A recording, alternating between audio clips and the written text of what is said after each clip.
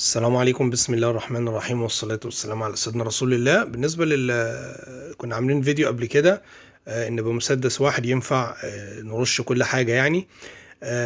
وكنا قايلين إن المسدس المعروف اللي هو ال HVLB بياخد 2 بار بيطلعهم 7/10 بار من عند وش المسدس.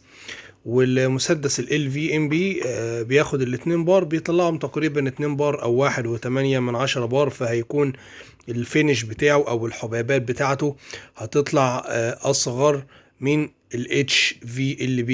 حبيباته بتطلع اكبر لان ضغط الهواء بيكون اضعف. فالسؤال هنا بقى، طب ما احنا المسدس ال HVLB معانا هنا بنديله 2 بار، يعني بنظبط المسدس العداد ده على 2 بار بيطلع من هنا 7/10 بار. انما ال LVMB بنديله من هنا 2 بار بيطلعهم من هنا 1.8. يعني ال HV بياخد 2 بار بيطلعهم 7/10 بار، وال LVMB بياخد الاتنين بار بيطلعهم 1.8 بار. طيب ما احنا ممكن نخلي ده في الاتش في اللي بيطلع من هنا 1.8 بار، ونديله من هنا هنزود بقى هنا. هو ايوه بالفعل لو زودنا هنا اهو، يعني مثلا ده واخد الاتنين بار، ال7/10 بار عشان يطلعوا من هنا ده كان 2 بار. يعني لو ادينا هنا 4 بار، ده ظبطناه على 4 بار هيطلع من هنا كام؟ 1.4. نزود مثلا 1 بار تاني، الواحد بار تاني هيدينا هيزود لنا هنا 3، يبقى ال1 و7، يبقى ده يكون 5 بار. يبقى عشان خاطر ال HV اللي بيطلع من هنا 1.8، هيكون تقريبا هنا محتاجين اللي احنا نديله 5 بار. تمام كده. فهنا بقى السؤال هنا بيقول ايه؟ طب ما احنا نديله من هنا 5 بار ونطلع، بدل ما كل شويه نقعد نجيب مسدس ونعمل والقصه دي كلها. هو ممكن فعلا وده اللي كنا موضحينه، انك لو زودت الهواء هنا هي في الاتش في ال بي هيطلع لك هنا حبيبات انعم. لكن الاتش في ال بي مسدس معمول ان هو يعني، بص هنا بص هنا تلاقي مكتوب ايه؟ ماكس 3 بار 43 PSI. يعني المسدس ده اقصى هوا يدخله ويمشي فيه 3 بار. يعني يجي عند ال3 بار هنا اهو، لو احنا مثلا ظابطين ده نيجي هنا عند ال3 بار بس. طب اكتر من 3 بار، المسدس مش هيبدأ يكون شغال بالكفاءة بتاعته السليمة. الاتش في ال بي بتلاقي مكتوب هنا دايما ايه؟ 2 بار، 2 بار.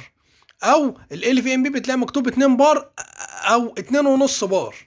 اصبح انت هتديله 5 بار. ال5 بار هو مش مصنع ان هو يقدر يستحمل 5 بار.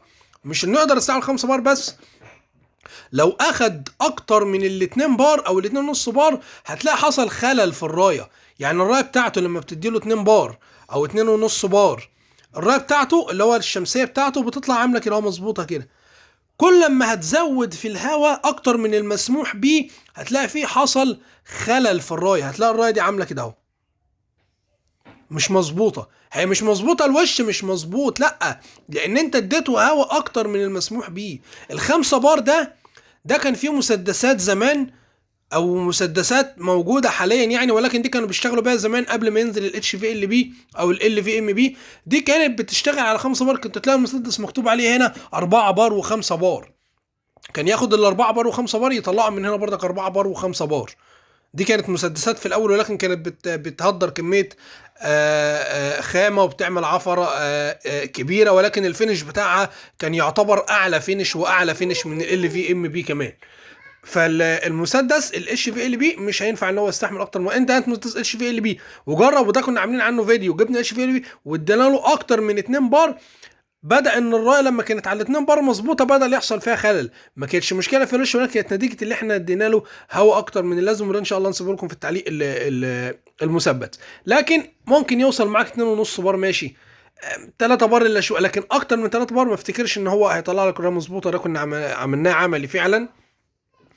فكل حاجه وليها حاجه يا رجاله. هو مسدس واحد يعني ينفع لكل حاجه، ينفع بنسب.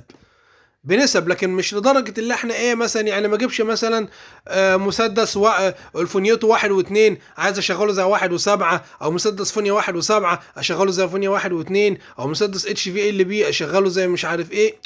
هو في الغالب انت هتقدر تتحكم في ده عن طريق الهواء، ده كنا عملناه في الفيديو اللي كان في اللي هو شرحنا التكمله ليه دون.